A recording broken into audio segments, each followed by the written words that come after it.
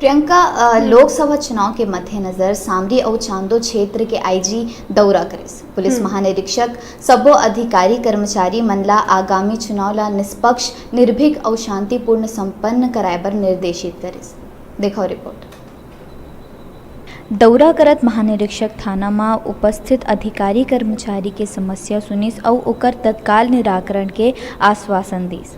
संगे संग सामरी के गांव चुनचुना पुंदांग और सीआरपीएफ कैंप बंदरचुआ के भी निरीक्षण करे गई। पुलिस महानिरीक्षक सरगुजा रेंज श्री के.सी. अग्रवाल साहब का बलरामपुर जिले का आकस्मिक निरीक्षण हुआ और इसमें पुलिस अधीक्षक महोदय के साथ हम लोग भी साथ में थे।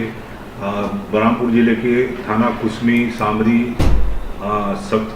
सबाग, बंदरजुआ, चुनचुना एंड कुंदाग सभी का भ्रमण किया। थानों में पुलिस महानिरीक्षक महोदय जो थाने का जो स्टाफ था उनसे रूबरू चर्चा की, उनकी समस्याएं पूछी गई। विवेचकों को अपराध के निकाल के निर्देश दिए, सूचना संकलन के निर्देश दिए एवं जो निर्माण कार्य चल रहे हैं थाना क्षेत्र में उसके संबंध में आवश्यक दिशा निर्देश दी।